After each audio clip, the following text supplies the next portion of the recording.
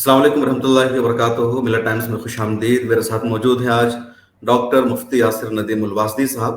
पिछले दिनों मैंने मिल्लत टाइम्स पर एक वीडियो में तबसरा किया था कि डॉक्टर मुफ्ती नदीम उल वासदी साहब का कहना है मुस्लिम पर्सनल लॉ का इस्लामी तशख़्ख़ुस से ताल्लुक़ नहीं है। इसी तरह अमेरिका और भारत के हवाले से उन्होंने मिसाल भी दी थी। काफ़ी तनाज़ुर भी हुआ सोशल मीडिया पर, और इस वक्त मैंने चाहा कि खुद बराह रास्त मुफ्ती साहब से बातचीत करते हैं कि उनका मौक़िफ़ क्या है, क्योंकि उन्होंने अपनी एक तहरीरी वज़ाहत भी जारी की थी और उनका कहना था कि मैं किसी और पस मंज़र में कह रहा था, इसको कुछ और समझ लिया गया है, मेरी मंशा वो नहीं थी। और हाल ही में मुफ्ती साहब की तरफ से अपडेट भी सामने आया कि उन्होंने अपने यूट्यूब से उस 12 मिनट के क्लिप को भी डिलीट कर दिया है, जिसके शुरू के 3-4 मिनट में ये बात समझी जा रही थी कि वो एक तरह से ये बात कह रहे हैं कि अगर यूनिफॉर्म सिविल कोड नाफिज हो जाता है तो उससे भारत के मुसलमानों के इस्लामी तशख़्ख़ुस पर कोई असर नहीं पड़ेगा, या जिस तरह मुसलमान अमेरिका और दूसरे मुल्कों में रहते उस तरह यहाँ भी रह लेंगे। तो बराह रास्त मौजूद है मुफ्ती यासिर नदीम उल वासदी साहब, उनसे बातचीत करते हैं। हमारे बहुत सारे व्यूअर्स की भी ख्वाहिश थी कि आप उनको बुलाइए, उनसे बातचीत कीजिए, और ताकि वो अपने मौक़िफ़ की खुद वजाहत कर सके। मुफ्ती साहब, मिल्लत टाइम्स में खुश आमदीद। जज़ाकुमुल्लाह खैरन। सबसे पहले तो मैं ये जानना चाहूँगा कि जो आपकी वीडियो को लेकर के लोगों में बेचैनी थी, परेशानी थी कि आप जो जमहूर की राय है या हिंदुस्तान में जो यूसीसी के खिलाफ एक लड़ाई लड़ी जा रही है, उससे हट करके लोगों को एक राय दे रहे हैं और ये कह रहे हैं कि इसका विरोध करने की ज़रूरत नहीं है, क्योंकि आप इख्तलाफ भी करेंगे, इसकी मुखालफत करेंगे, प्रोटेस्ट करेंगे, तब भी सरकार इसको नाफिज करने में कामयाब हो जाएगी। तो असल आप कहना क्या चाह रहे थे?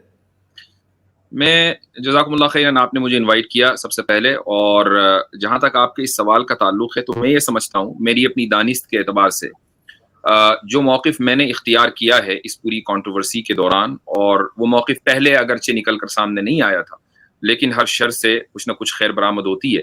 वो मौक़िफ़ शायद ही किसी और ने इख्तियार किया हो, और वो ये कि मैं ये समझता हूँ कि यूसीसी की हिमायत या मुस्लिम पर्सनल लॉ की जो मुखालफत है वो करीब बकुफ़्र है, और उसकी वजह ये है कि ये उन मसाइल का इनकार है कि जो कुरान और सुन्नत के ऊपर मबनी है, और सुन्नत भी वो जो तवातुर के साथ हम तक पहुँची है, और ऐसी किसी भी चीज़ का इनकार शरीयत की ज़बान में कुफ़्र होता है।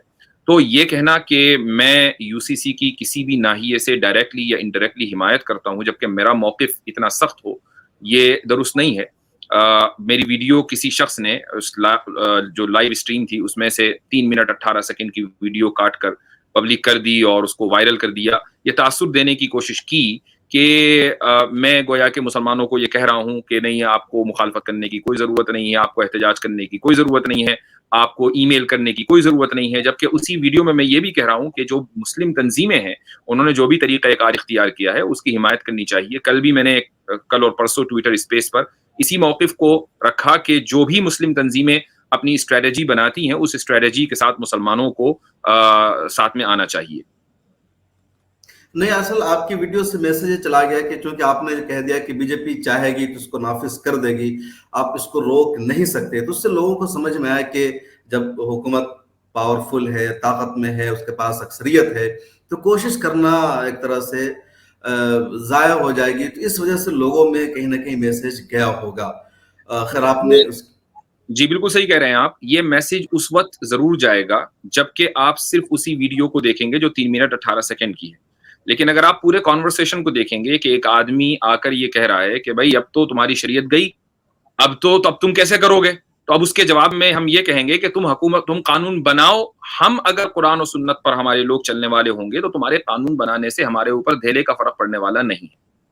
आप अगर इस सवाल और जवाब दोनों को सामने रखेंगे तो वो मैसेज नहीं जाएगा। मुझसे मुस्लिम पर्सनल लॉ किसी का सवाल था और उसका आपने जवाब दिया, जी, लेकिन एक्चुअली जो आपने यूट्यूब पर वीडियो अपलोड करवाई थी उसमें सवाल मिस था, जिसकी वजह से लोगों की गलतफहमी हुई। नहीं, वो जो वीडियो चली है कि जिसको आपने भी ट्वीट किया और बाकी लोगों ने भी ट्वीट किया, उस वीडियो में सवाल है ही नहीं, और वो वीडियो मैंने अपलोड नहीं की है।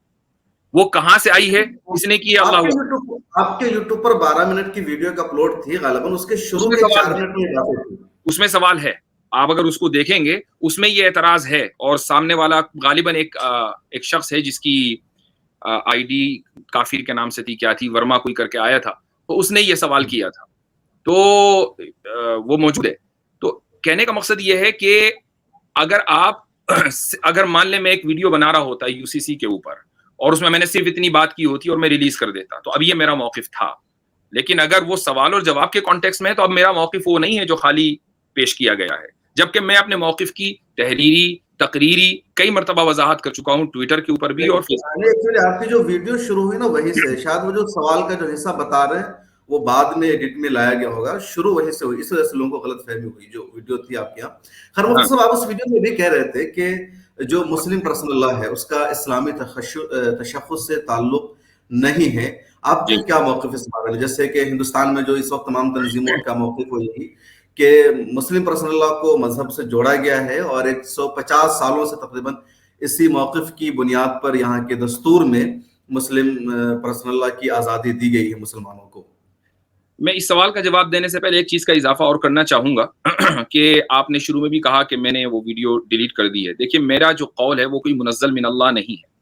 अगर मान लीजिए मेरी किसी बात से एक आदमी भी जो मुस्लिम कम्युनिटी का एक मुत्तफ़िक़ा स्टैंड है उसके मुखालिफ तासुर लेता है तो ये मेरी बात के वापस लेने के लिए काफी है। यानी एक आदमी भी अगर जिसकी बात में वजन है, अगर वो गलत तासुर ले रहा है तो मुझे ये चाहिए कि मैं अपनी बात को अपने उस मंजर से हटा दूं, क्योंकि उससे एक आदमी ने गलत तासुर लिया है। तो इसलिए एक तो बात ये। दूसरी बात, इस्लामी शनाख्त का मसला।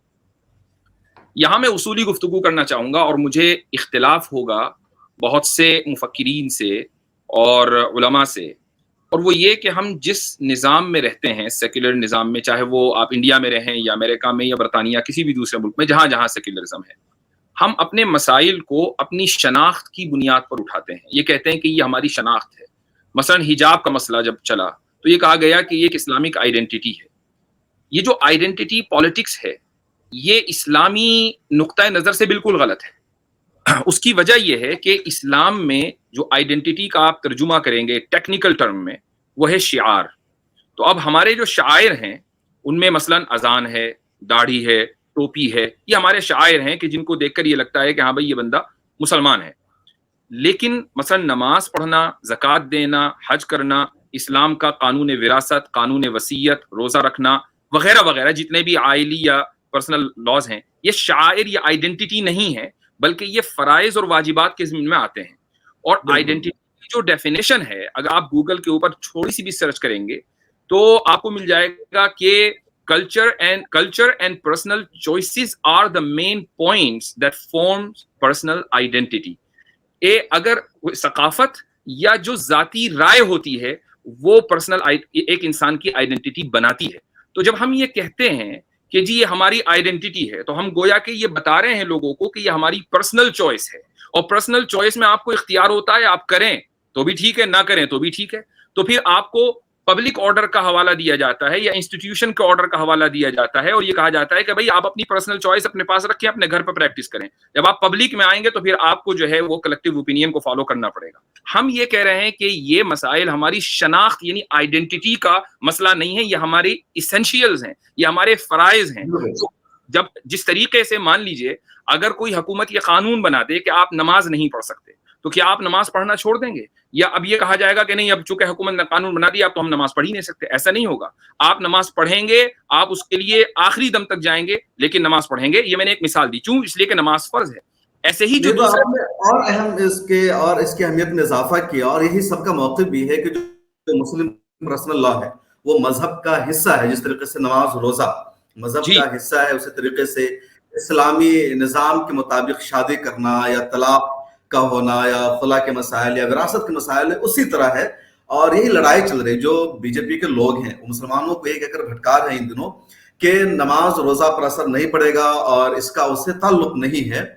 तो इसी वजह से लोग पूरा मौक़िफ़ यही है मुझे सभी का कि ये मजहब का हिस्सा है। अगर इससे आप रोकेंगे तो मुसलमान अपने मजहब पर अमल करने से महरूम होंगे, वो गुनहगार समझे जाएंगे। वो जो रखा जा रहा है ना, वो गलत तरीके से रखा जा रहा है। हमारा इख्तिलाफ इस पर है। हम ये कह रहे हैं कि शनाख्त का मसला है। हम ये, मेरा कहने का मकसद ये है कि शनाख्त का मसला नहीं है, ये आपके वाजिब और फराइज का मसला है। शनाख्त वो अगर शनाख्त कह रहे हैं तो वो एक अल्फाज बदल कर कह रहे हैं। जैसे कल ही मैंने मुआज़ नुमानी का इंटरव्यू लिया तो उनका ये कहना था कि हमारे मजहब का हिस्सा है, ये लाज़मी जुज़ है मजहब का ये सारा। तो अंदाज अलग अलग है। चूंकि आपने अपनी उस वीडियो में ये कहा कि मुस्लिम पर्सनल लॉ, इस्लामी तशख्खुस पर मुस्लिम पर्सनल लॉ के खत्म हो जाने से कोई असर नहीं पड़ेगा। नहीं, मैंने क्या कहा? मैंने ये कहा कि अगर आप समझते हैं कि मुस्लिम पर्सनल लॉ आपके तशख्खुस की बुनियाद है तो ये दुरुस्त नहीं है। मुस्लिम पर्सन, मैं अभी भी कह रहा हूँ, کہ جو لا ہے حکومت نے, وہ مسلم پرسنل لا کہاں سے آیا؟ قانون حکومت نے بنایا نا. حکومت کا کوئی بھی قانون ہمارے تشخص کی بنیاد نہیں ہے. ہمارے تشخص و دین کی بنیاد قرآن و سنت ہے.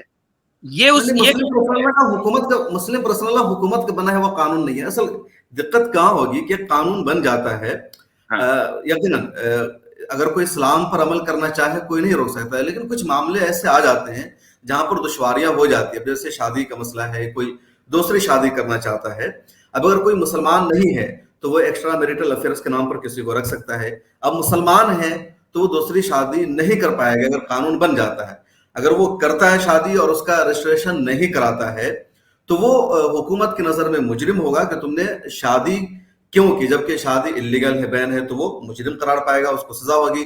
بھلے اسلامی اصول کے مطابق اس کی شادی سمجھی جائے گی. اسی طرح طلاق کا جیسا بھی معاملہ چل رہا ہے بھارت میں, حکومت نے طلاق کو کرمنل. ابھی آپ نے جو یہ فرمایا کہ نہیں مسلم پرسنل لا جو ہے وہ حکومت کا بنایا ہوا نہیں ہے, تو یہ کس کا بنایا ہوا ہے؟ نہیں, 1937 میں جو شریعت اپلیکیشن ایکٹ بنا تھا تو اس وقت کے جو علماء کرام تھے, جتنے اللہ دہلوی, مولانا ابو المحاسن سجاد اور کئی سارے اکابرین تھے, ان کی تو تجویزیں بیٹھ کر کے ایک میٹنگ کی اور بتایا کہ یہ ہمارے پرسنل لاز ہیں, ہمارے معاملوں میں اسی کے مطابق فیصلہ کرنا ہوگا, اس سے الگ ہٹ کر کے نہیں. اس کے بعد جب 1947 کے بعد جب قانون بنا دستور ساز اسمبلی میں تو اسی کو شامل کیا گیا, الگ سے اس میں کوئی ترمیم نہیں کی گئی. تو یہ تو میں وہی کہہ رہا ہوں کہ یہ جو ایکٹ بنا یہ حکومت نہیں بنایا نا, چاہے وہ علماء کی تجویز پر بنایا ہو یا خود سے بنایا ہو, بنایا تو حکومت نہیں نا. جی ٹھیک, اب اگر حکومت اس ایکٹ کو نہ بناتی تو کیا مسلمان اس پر عمل نہ کرتے؟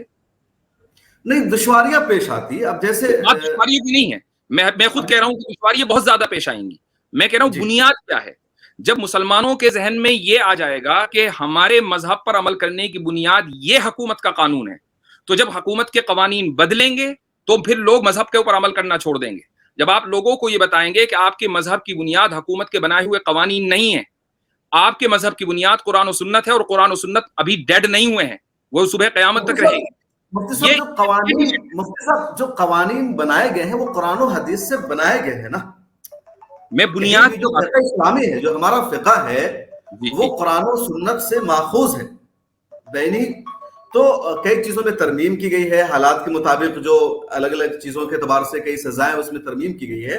اب ہم کرمنل لا میں حکومت کے قانون کو مان رہے ہیں, سول لا میں ہم نے کہا کہ یہ ہماری اسلامی شریعت کے مطابق ہے, اس کو ماننا پڑے گا, یا ہم مسلمان اس کو مانیں گے. حکومت نے اس کے مطابق قانون بنا دیا تو یہ قرآن و سنت کے بنائے ہوئے قانون ہے. کوئی حکومت کا بنایا ہوا قانون ہے لیکن وہ قرآن سے ماخوذ ہے, تو یہ اسلامی لا ہی کہلائے گا نا, مسلم پرسنل لا کہلائے گا. مان لیجیے سعودی عرب ہے, وہاں زیادہ تر اسلامی نظام نافذ ہے, 100% تو آپ نہیں کہہ سکتے, لیکن وہ جو قرآن و حدیث سے ماخوذ ہے, لیکن وہ اس وقت کے حکمرانوں کا بنایا ہوا ہے. تب اس کو یہ کہہ کر, اب اگر دیکھیں لوگوں کو اعتراض ہوا کہ جی امریکہ سے آپ نے ایکویٹ کر دیا, اب وہی اعتراض پھر آپ پر ہوگا کہ آپ سعودیہ سے ایکویٹ کر رہے ہیں انڈیا کو, جبکہ سعودیہ میں مسلمان حکومت میں ہیں, ان کے پاس قوت نافذہ ہے, جبکہ انڈیا میں مسلمان حکومت میں نہیں ہے. سعودی عرب میں سیکولرزم نہیں ہے, جبکہ انڈیا میں سیکولرزم ہے, تو دونوں کو ایکویٹ نہیں کیا جا سکتا. بات اصل میں یہ ہے کہ ہم بحیثیت قوم کے, چونکہ ایک سیکولر نظام میں رہتے آ رہے ہیں گزشتہ 75 70 80 سال سے, تو ہم اس باکس کے اندر ہی رہ کر مسائل کا حل تلاش کرنا چاہتے ہیں. آپ کہنا کیا چاہ رہے ہیں؟ کیا مطلب یہ جو مسلم پرسنل لا براہ راست قرآن و حدیث کا نظام ہے اور مسلمانوں کو قرآن و حدیث پر عمل کرنا ہے, تو پھر کیا مسلمان قرآن و حدیث پر براہ راست عمل کریں؟ جو آئین میں رائٹس دیے گئے ہیں, جو دستور بنایا گیا ہے, کیا اس سے خود کو بالا تر سمجھیں؟ وہ نہیں, ہرگز نہیں. آئین میں جو حقوق دیے گئے ہیں, آئین وہ اس کے ساتھ ہمارا معاہدہ ہے, اس معاہدے کے تحت ہم اپنے پرسنل لا کے اوپر عمل کرتے ہیں. میرا سوال یہ ہے, میرا جو پوائنٹ ہے وہ یہ ہے کہ اگر مان لیں حکومت اس کلاس کو بدل دیتی ہے اور پرسنل لاس کو کینسل کر دیتی ہے, تو کیا مسلمان اپنے پرسنل لاس کے اوپر عمل کرنا چھوڑ دیں؟ ایسا نہیں. جب تک ان کا قرآن و سنت سے تعلق رہے گا تو حکومت 1000 مرتبہ قانون بدلتی رہے, وہ اپنے پرسنل لا کے اوپر عمل کرتے رہیں گے. ہاں مسائل آئیں گے, مسائل سے انکار نہیں ہے, مسائل تو آپ آج دیکھ لیجیے آج بھی ہیں, جبکہ پرسنل لا ابھی نہیں بدلا. کیا آپ کے پاس مسائل نہیں ہے؟ مسائل کی فہرست ختم ہو گئی؟ ایسا نہیں ہے. دیکھیے, ایک ہے ذاتی زندگی, جو انسان مذہبی ہے وہ آج بھی ہندوستان میں دونوں طرح کا سسٹم ہے. مسلم پرسنل لا بورڈ کے، امارت شریعہ کے دارالقضا موجود ہیں. کسی کے گھر میں کوئی معاملہ آتا ہے تو وہ ان دارالقضا کا رخ کرتے ہیں، کوئی عدالت کا رخ کرتے ہیں. لیکن ایک چیز جو ہمارے لیے جائز قرار دی گئی تھی، جو قانونی طور پر ہم اسلام کے نظام پر عمل کر رہے تھے، اصولی طور پر، دستوری طور پر ہم سے وہ اسلام کا نظام چھین لیا جائے گا، پھر وہ پرسنل زندگی تک محدود ہو جائے گا کہ اب چاہے تو عمل کریں چاہے تو نہ کریں. ابھی تک عدالتوں میں مسلم پرسنل لا کے مطابق فیصلہ ہو رہا تھا، تو ہمارا ایک حق تھا، ہمیں اختیار تھا. اب جو مذہبی ہے وہ تو مذہب پر عمل کرے گا، جو مذہبی نہیں ہے وہ اپنی مرضی سے، جیسے تازہ مثال ایک دیکھ لیجیے، الہ آباد ہائی کورٹ میں ایک مسلمان لڑکی کا کیس گیا، لڑکا ہندو تھا اور اس نے مسلمان لڑکی نے کہا کہ ہم اپنے اس ہندو لڑکے کے ساتھ یا بوائے فرینڈ کے ساتھ رہنا چاہتے ہیں. الہ آباد ہائی کورٹ نے اس اپلیکیشن کو خارج کر دیا اور کہا کہ اسلام میں لیو ان ریلیشن شپ جائز نہیں ہے، یہ حرام ہے، شادی کے بغیر کوئی بھی رشتہ جائز نہیں ہے اسلام میں، اس لیے آپ کو ہم رہنے کی اس کے ساتھ اجازت نہیں دے سکتے. اور دونوں کا شادی کا کوئی ارادہ بھی نہیں تھا. اب وہ رہنا چاہ رہے تھے، لیکن عدالت نے ان کو مجبور کیا اسلام کا نظام ماننے پر کہ آپ اسلام کو مانیے. اسلام یہ کہتا ہے جب مسلم پرسنل لا ختم ہو جائے گا، اصول یا ایک سول کوڈ نافذ ہو جاتا ہے، اس طرح کی چیزیں آ جاتی ہے تو اس طرح کے واقعات سامنے آئیں گے. دیکھیں، آپ نے کہا جو مذہبی لوگ ہیں وہ تو مذہب پر عمل کریں گے، جو غیر مذہبی لوگ ہیں وہ عمل نہیں کریں گے، وہ اسپیشل میرج ایکٹ پر عمل کریں گے. اور آپ نے جو مثال الہ آباد ہائی کورٹ کی دی ہے، میں آپ کو دوسری ہائی کورٹ کی مثال دیتا ہوں کہ جہاں پر ایک کمسن لڑکی کا ایک ہندو سے نکاح، اس نے شادی کی، معاملہ عدالت میں گیا. لڑکی 15-16 سال کی تھی، مسلمان لڑکی تھی، تو عدالت نے یہ کہہ کر، غالباً چندی گڑھ کی کورٹ ہے، اس نے یہ کہہ کر اس کو مان لیا کہ بھائی چونکہ اسلام میں مسلم پرسنل لا کے اعتبار سے کم عمر میں شادی بلو 18 جائز ہے، یہ لڑکی مسلمان ہے، تو اس کے مذہب کے اعتبار سے یہ شادی بالکل درست ہے. اب آپ یہ دیکھیں کہ ایک طرف یو پی کی کورٹ لیو ان ریلیشن شپ کو جو غیر اسلامی ہے اس کی بنیاد پر فیصلہ دے رہی ہے، جبکہ وہی اسی ملک کی ایک دوسری کورٹ یہ کہہ رہی ہے کہ ہندو اور مسلم کی جو میرج ہے وہ بالکل درست ہے اگرچہ لڑکی انڈر ایج ہو. جبکہ کیا اسلام میں ہندو اور مسلم کی میرج کو کیا آپ درست سمجھتے ہیں؟ کوئی بھی کورٹ اس کو درست نہیں سمجھتی. تو پوائنٹ یہی ہے کہ بات جو ہے آپ کی اپنی اس ولنگنس کی آ جاتی ہے کہ ہم مذہب کے اوپر عمل کرنے میں کتنے سیریس ہیں. تمام تر عوائق اور پریشانیوں کا سامنا کرتے ہوئے جب آپ یہ ڈٹرمن کر لیں گے کہ ہم مذہب پر عمل کریں گے تو آپ کو کوئی روک نہیں سکتا. یہ میری ویڈیو کا پیغام ہے. نہیں، وہ بالکل آپ اپنی جگہ بالکل صحیح ہے کہ جب تک آپ خود نہیں چاہیں گے مذہب پر آپ کو عمل کرنے سے کوئی نہیں روک سکتا. لیکن کہیں نہ کہیں قانونی طور پر اور زیادہ دشواری آ جاتی ہے. اب جیسے طلاق کے کیس میں دیکھ لیجئے، سرکار نے قانون بنا دیا کہ اگر کسی نے اپنی وائف کو طلاق دیا وہ کرمنل مانا جائے گا، مجرم مانا جائے گا، اس کی سزا ہو جاتی ہے. وائف شکایت کرے نہ کرے، پولیس اس کے گھر پہنچ جاتی ہے، طلاق بھی نہیں ہوتی ہے. اب یہ قانون کی وجہ سے ہوا تو کم از کم انڈین شہری ہونے کے ناطے اس کی مخالفت کرنا، اس پر اعتراض کرنا حق بنتا ہے، اور کیا بھی. کامیابی نہیں ملی ایک الگ بات ہے، لیکن جب طلاق کا کیس چل رہا تھا تو لگاتار مسلمانوں نے مخالفت کی کہ یہ قانون ہے، لیگل ہے، نہیں پاس ہونا چاہیے. اسی طرح ابھی 21 سال لڑکیوں کی شادی کی ایج طے کر دی گئی ہے آسام میں. اب اس کی وجہ سے دسیوں مردوں کو یا کہہ لیجیے مسلمان لڑکوں کو وہاں کی پولیس نے گرفتار کر لیا کہ اس نے کم ایج کی لڑکی سے شادی کی، حالانکہ پہلے کی شادی تھی. ان میں سے کئی نے خودکشی کی، ابھی کئی جیل میں بند ہے، ان کو رہا کرایا جا رہا ہے. تو اس طرح کی دشواریاں سامنے آتی ہیں. تو اس وجہ سے جو انڈینس ہیں ان کا حق بنتا ہے کہ وہ آئین میں جو ترمیم کی جا رہی ہے یا ان کے اپنے پرسنل لا پر عمل کرنے سے روکا جا رہا ہے، تو اس کے لیے وہ جدوجہد کریں جہاں تک پوسیبل ہے. کامیابی ملنا نہ ملنا یہ بات کی بات ہے. بالکل آپ صحیح کہہ رہے ہیں. اچھا خیر مفتی صاحب، میں اپنی بات یہاں کر دوں آپ کے سوال کا کہ میں تو متفق ہوں. یہاں تک کہ طلاق ثلاثہ کی جو کیمپین چلی تھی آج سے 3-4 سال پہلے، اس میں الحمدللہ سوشل میڈیا میں شامل رہا ہوں. میں کوئی یہ نہیں کہہ رہا ہوں کہ میرا کوئی بڑا کنٹریبیوشن ہے، ایک آواز میں نے اٹھائی ہے. اور آج بھی میں یہ کہہ رہا ہوں کہ مسلمانوں کو ایز اے سٹیزن جتنی بھی جدوجہد قانون کی اس کی اجازت دیتا ہے وہ کریں، بالکل اس میں کوئی اختلاف نہیں. بالکل. میں آگے بڑھنا چاہتا ہوں. آپ نے کہا کہ امریکہ کی آپ نے گفتگو کی تھی. میں یہ سمجھنے کے لیے اپنے ناظرین کے لیے بھی، خود کے لیے بھی، کہ امریکہ میں یا باہر کے زیادہ تر ملکوں میں پرسنل لا نہیں ہے، تو کس طرح وہاں لوگ آئلی مسائل کے مسائل حل کرتے ہیں؟ کیا طریقہ کار ہے؟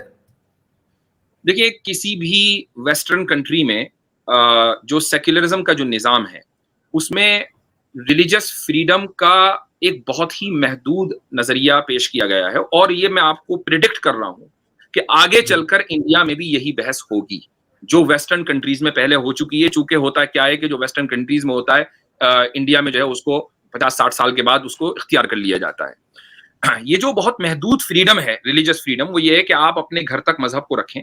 جو سیکولر نظام ہوتا ہے اس میں جو انڈیویجول لبرٹیز ہوتی ہیں ان کو ترجیح دی جاتی ہے ریلیجس فریڈم کے اوپر. آپ کی ریلیجس فریڈم سیکنڈری ہوتی ہے، آپ کی انڈیویجول فریڈم پرائمری ہوتی ہے. تو اب مسئلہ یہ آتا ہے امریکہ میں قانون کے اعتبار سے کہ مثلا کسی شخص کا انتقال ہوا. اب ریلیجن یہ کہتا ہے، مسلمان کا ریلیجن یہ کہتا ہے کہ اگر اس کے ایک لڑکے اور ایک لڑکا اور ایک لڑکی ہے تو لڑکے کو 2/3 ملنا چاہیے، لڑکی کو 1/3 ملنا چاہیے. لیکن لڑکی اور لڑکے کے درمیان جینڈر جسٹس، جینڈر ایکوالٹی نہیں ہوئی اس صورت میں. اب یہاں پر سیکولر نظام ایکٹیو ہو جاتا ہے، وہ یہ کہتا ہے کہ بھائی مذہب کو رکھو سائیڈ میں، جینڈر ایکوالٹی نہ ہونے کی وجہ سے اس لڑکی کے ذاتی حق کے اوپر فرق پڑا ہے، لہٰذا ہم ریلیجن کو نہیں مانیں گے، بلکہ ہماری کورٹ کے اندر اگر مسئلہ آئے گا تو ہم دونوں لڑکے اور لڑکی کو 50-50 دیں گے. یہ ایک نظام سیکولر ممالک کے اندر ہوتا ہے اور اسی نظام کو چلانے کے لیے اس وقت UCC لایا جا رہا ہے. اب مسلمان اگر مذہب کے اوپر عمل کرنا چاہتا ہے تو وہ کیا کرتا ہے؟ وہ یہ کرتا ہے کہ وہ وصیت کے راستے سے اپنی وراثت کے قوانین کو اختیار کرتا ہے کہ وہ وصیت بھی یہ کر جاتا ہے کہ بھائی لڑکے کے لیے 2/3 ہے، لڑکی کے لیے 1/3 ہے. اب دیکھیے جب میں نے وصیت کی تو یہ میرا انڈیویجول رائٹ ہے، میرے انڈیویجول رائٹ کو اب حکومت نہیں لے سکتی، چونکہ انڈیویجول سیکولرزم میں انڈیویجول لبرٹیز ہی کو سب سے زیادہ ترجیح دی جاتی ہے. تو اس طریقے سے اگر کوئی مذہب کے اوپر عمل کرنا چاہے تو وہ مذہب کے اوپر عمل کر سکتا ہے. یہ پوائنٹ ہے. بالکل. تو بہت شکریہ ڈاکٹر مفتی یاسر ندیم الواسدی صاحب، آپ ہمارے ساتھ جڑے اور ہم آپ سے سمجھنے کی کوشش کر رہے تھے یونیفارم سول کوڈ کو، مسلم پرسنل لا کو اور آپ کے موقف کو بھی. مجھے امید ہے کہ ناظرین کو ہماری گفتگو پسند آئے گی. آپ مزید اپنا خیال کمنٹ سیکشن میں لکھ سکتے ہیں. بہت شکریہ.